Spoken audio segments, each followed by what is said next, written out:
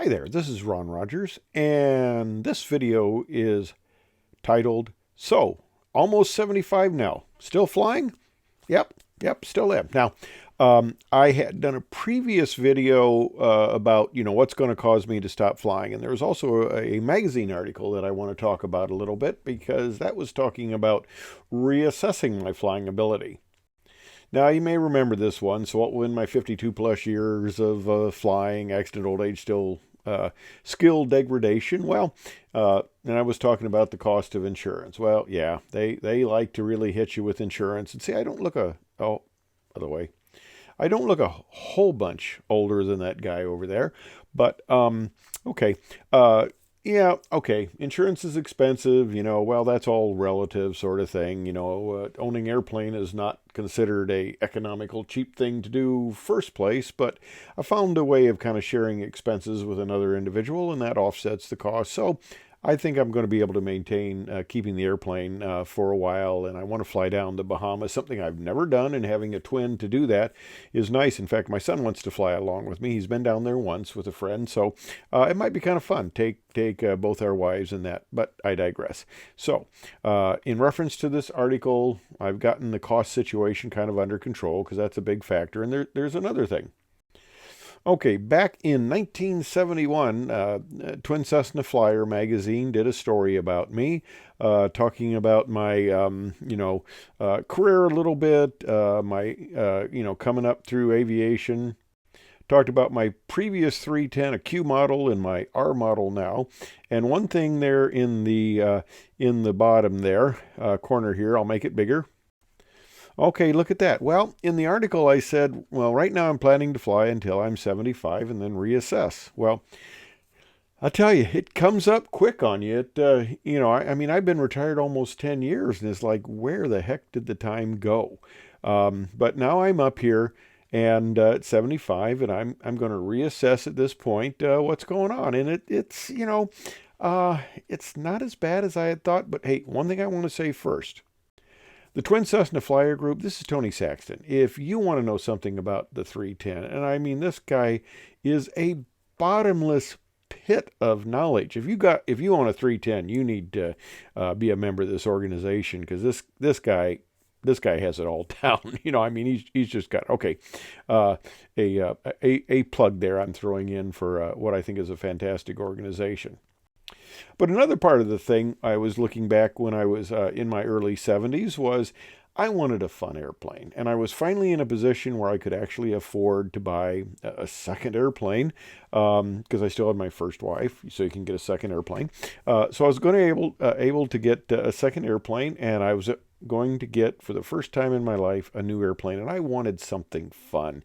And I did a lot of research, and I talk about that, backward backing into open cockpit flying.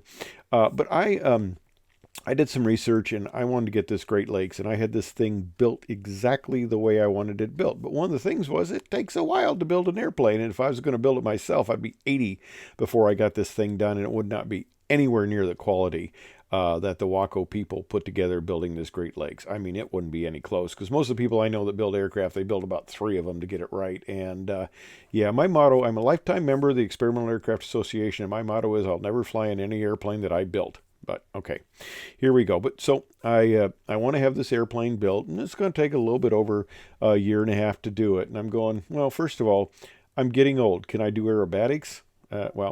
Spoiler alert, yeah. That was not a big deal at all. I thought it was. I talked to some older pilots. Not a big deal. But it was going to take a while to build this, and I wanted to have enough time left, to fly it. And of course, you start at the basics. You start at tubes and pieces of wood. And these guys work on it. They do a great job. They put it together a lot faster than I'd ever be able to. And it was done just before AirVenture in 2022, so it's setting up there at the Waco display there as a brand new airplane. And I sent my son along there first. Bob was one of the pilots who flies for Waco and does demo flights and stuff, and I know Bob very well. And he was standing next to the airplane, and I had my son go ahead of me and said, "Hey, can I sit in the airplane?" And Bob said, "Oh, the owner doesn't, like people sitting in his airplane." He was, guarding my airplane. I come up and I said, "Oh, it's all right for my son to sit in." And he goes, "Ah, that's fine." Kind of a little joke there, but okay. So what happens? So I get the airplane. And the aerobatics is a piece of cake. I mean, I used to do the plus 6G stuff in the Air Force, and that's I did that a few years ago, number of years ago actually, and it's a little more straining, but 3Gs is nothing. And I've taken this thing to plus 5Gs and minus 4, which is the envelope. And yeah, I've never been a fan of negative Gs, and plus 4 is kind of a little painful, so that's not an area I go often, but I can fly this thing and have just a lot of fun flying aerobatics in it. And the thing about aerobatics is it's not like shooting an instrument approach.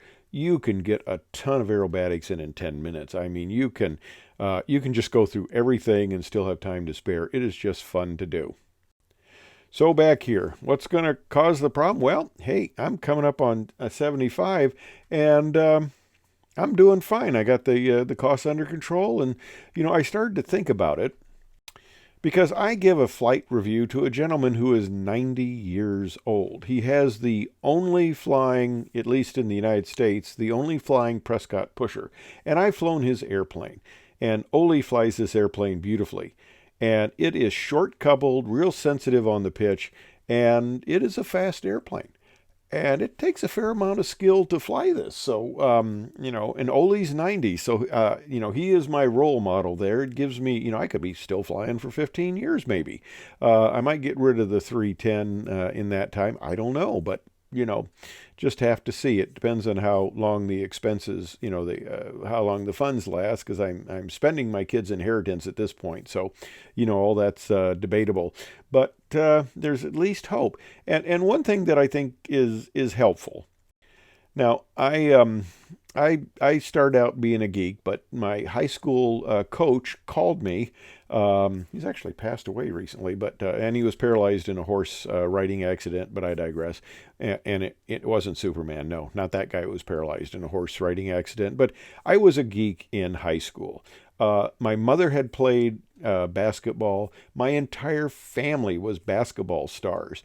And the fact that I was a Rogers and I wasn't going to play basketball, the coach called me back twice, is it really? And my dad never said anything because he knew that, I wanted to do the geeky stuff, and that was my interest. And my dad never got a chance to play basketball because back then you went up to sixth grade and you were out working. So he never got to high school to even enter into that thing.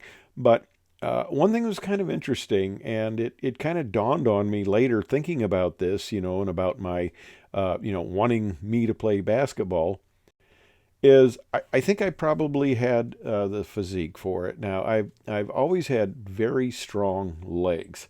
I used to put the pin at the bottom of the leg press, which is 480 pounds, and could push that easily. Now, I backed off a little bit. I've had both knees replaced. I was doing 380, and I backed off to 350 because it felt like it was kind of stressing the knees. But one thing happened to me kind of interesting in the Air Force.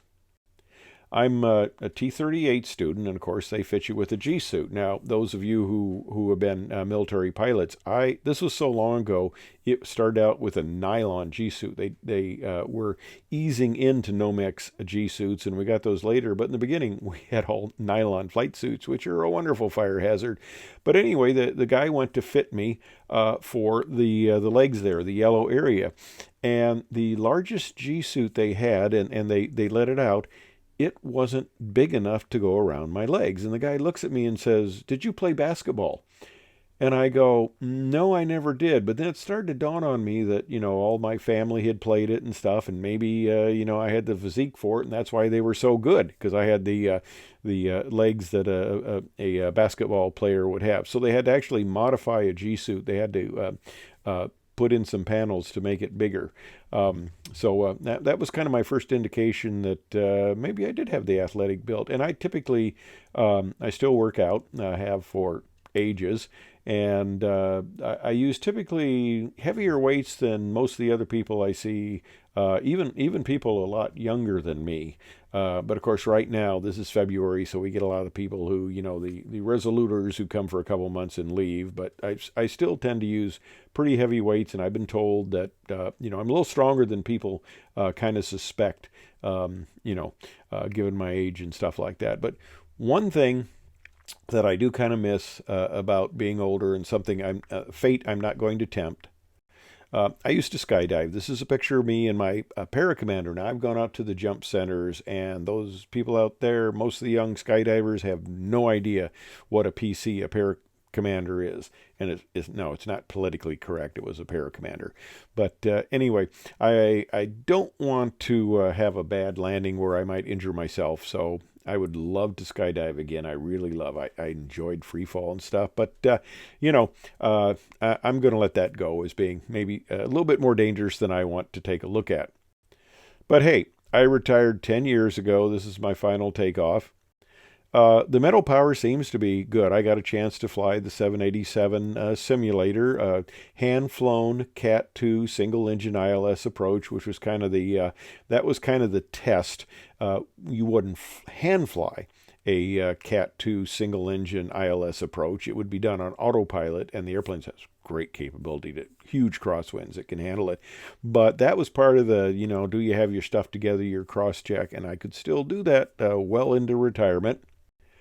I can still fly my 310 well, and I still know what most of these buttons and switches and dials do. So, the mental agility is still there. So, hey, I'm plugging along.